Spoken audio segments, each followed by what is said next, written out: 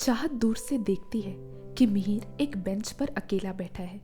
मिहिर को देख के वो तय कर लेती है कि वो मिहिर से आखिरी बार जरूर मिलकर जाएगी। ज्यादा कुछ नहीं कहेगी उससे, बस अलविदा कह के इस स्कूल की गेट से बाहर चली जाएगी। चाहत छोटे छोटे कदमों से मिहिर की तरफ आगे बढ़ रही थी। उसके दिमाग को इस वक्त इतने सारे ख्यालों ने घेर रखा था कि उसे लग रहा था जैसे वो मीलों का सफर तय कर रही हो। पिछले 1 साल में उसने जो भी लम्हे मिहिर के साथ गुजारे या फिर जो लम्हे उसके ख्यालों में खोए हुए गुजारे, वो सारे मंजर उसकी आंखों के सामने घूम रहे थे। जब उसने मिहिर को पहली बार देखा, जब वो मिहिर से टकराई और मिहिर ने उसे नीचे गिरने नहीं दिया, जब पहली बार उसे ये पता चला कि मिहिर उसका कभी नहीं हो सकता और मिहिर ने पहली बार उससे आके बात की, और वो रात जब उसने मिहिर की बाहों में बाहें डाले, उसकी आंखों में देखते हुए डांस किया, कितनी खूबसूरत शाम थी वो। इन सारी यादों ने उसकी आंखों को नम कर दिया और चलते चलते कब उसके आंखों से आंसू बहने लगे उसे पता ही नहीं चला। वो मिहिर के पास पहुंची। उसने देखा मिहिर अपने फोन पर गाना चलाए कोई किताब पढ़ रहा है। उसने आवाज लगाई, मिहिर, और मिहिर ने उसकी तरफ देखा। मिहिर आकर चाहत के पास खड़ा हुआ और सबसे पहले उसने पूछा, क्या हुआ, तुम रो क्यों रही हो? मिहिर के सवाल से चाहत को पता चला कि उसकी आंखों से आंसू बह रहे हैं। उसने अपने आंसू पोंछे और कहा, कुछ नहीं, बस आज आखिरी दिन है ना, तो इसलिए आंखें जरा सी नम हो गई।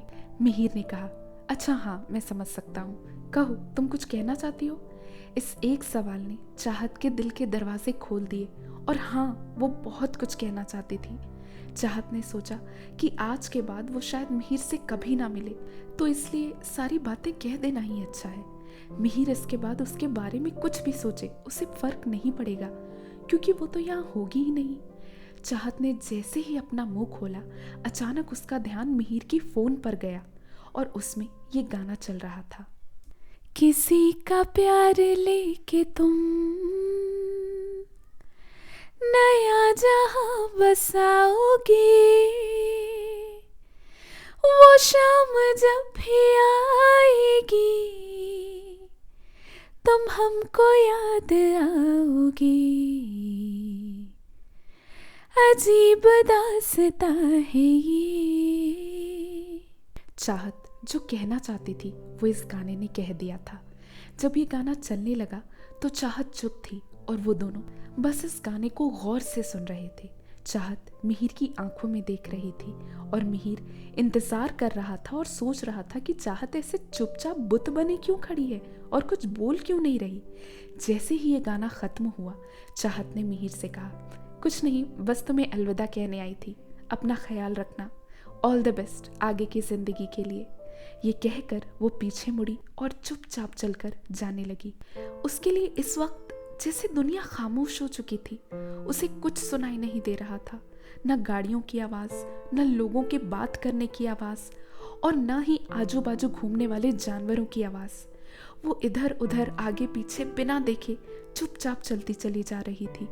उसका मन कह रहा था कि वो एक बार पीछे मुड़कर मिहिर को देख ले, पर वो जानती थी कि अगर इस बार वो पीछे मुड़ी तो वो खुद को मिहिर के गले लगने से नहीं रोक पाएगी। उसे लग रहा था जैसे स्कूल के गेट के बाहर उसकी दुनिया खत्म हो जाएगी। अब और कुछ नहीं बचा उसकी जिंदगी में। इतना दर्द चाहत ने आज से पहले कभी महसूस नहीं किया था। उसे ऐसा लग रहा था जैसे वो जिंदगी की बाजी हार चुकी हो। उसके आंखों से आंसू ऐसे बह रहे थे जैसे कभी रुकेंगे ही नहीं। उसकी आंखें लाल हो चुकी थी। वो कहीं अकेली जाकर छुप जाना चाहती थी और वहां से कभी बाहर नहीं आना चाहती थी। उसका मन हो रहा था कि वो चिल्लाकर अपनी किस्मत से, अपनी जिंदगी से और अपने रब से पूछे कि आखिर मैं ही क्यों मुझे इतना दर्द मिला, क्यों मैंने जो चाहा वो नहीं हो सका, क्यों मैंने एक ऐसे शख्स से मोहब्बत की जो कभी मेरा हो नहीं सकता, क्यों मेरे साथ ये नाइंसाफी हुई, क्यों मेरा पहला प्यार अधूरा रह गया। ये सोचते सोचते आखिर में उसके कदम स्कूल की गेट से बाहर निकल ही गए और उसने एक बार भी पीछे मुड़ के नहीं देखा। उसने एक टैक्सी बुलवाई और उसमें बैठ गई। मिहिर चाहत को जाता हुआ बस देख रहा था। उसके दिमाग में बिल्कुल सन्नाटा था और वो कुछ नहीं सोच रहा था। इस तरह चाहत ने अपने स्कूल को, अपनी सबसे प्यारी दोस्त को और अपने पहले प्यार को अलविदा कह दिया और जिंदगी के अगले पड़ाव के लिए निकल गई। चाहत घर पहुंची उदास मन से, थकी हुई, हारी हुई, जाकर सीधे अपने कमरे के अंदर चली गई।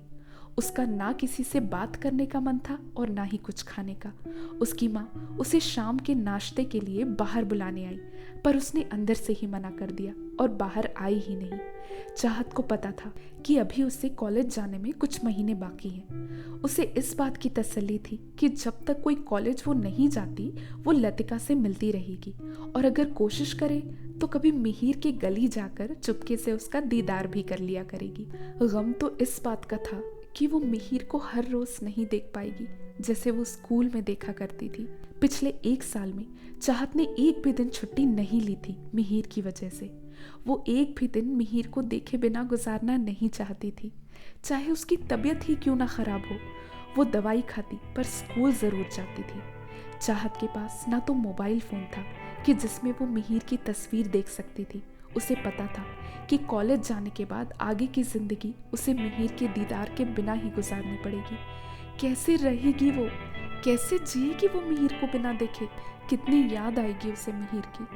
चाहत इन सब बातों को अपने बिस्तर पर लेटे लेटे सोच रही थी कि अचानक उसके दरवाजे पर दस्तक हुई। उसने खोला तो देखा आगे समर्थ खड़ा था। समर्थ आके उसके पास बैठा और उससे पूछा, क्या हुआ, तेरी आंखें इतनी लाल क्यों हैं? चाहत ने ये सुनते ही समर्थ को जोर से गले लगा लिया और सिसक सिसक कर रोने लगी। समर्थ ने अपनी बहन के सिर पर हाथ फेरते हुए उससे पूछा, क्या हुआ चाहत, बताओ मुझे, क्यों इतनी दुखी हो तुम? दोस्तों से बिछड़ गए इसलिए? चाहत ने सारी बातें समर्थ से रोते रोते कह डाली और कहने लगी, भाई तुमने सही कहा था, मुझे इस रास्ते चलना ही नहीं चाहिए था।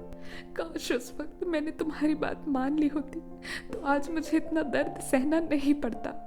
समर्थ ने चाहत के आंसू पोंछे और उसे समझाने लगा, कोई बात नहीं चाहत, अपना दिल छोटा मत करो, थोड़ा वक्त दो, सब ठीक हो जाएगा। तुम्हारा दर्द भी चला जाएगा और तुम पहले की तरह खुश रहोगी।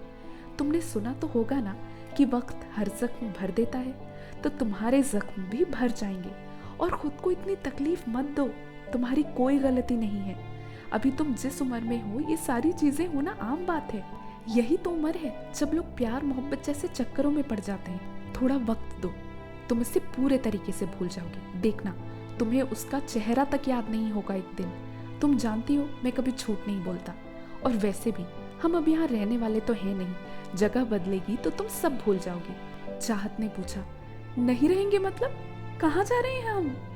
समर्थ ने जवाब दिया, मम्मी ने तुम्हें नहीं बताया, पापा का ट्रांसफर हो गया है और 1 हफ्ते में हम दूसरे शहर शिफ्ट हो रहे हैं। तो दोस्तों, आपको क्या लगता है चाहत की ये नई जिंदगी उसके लिए क्या लेकर आएगी?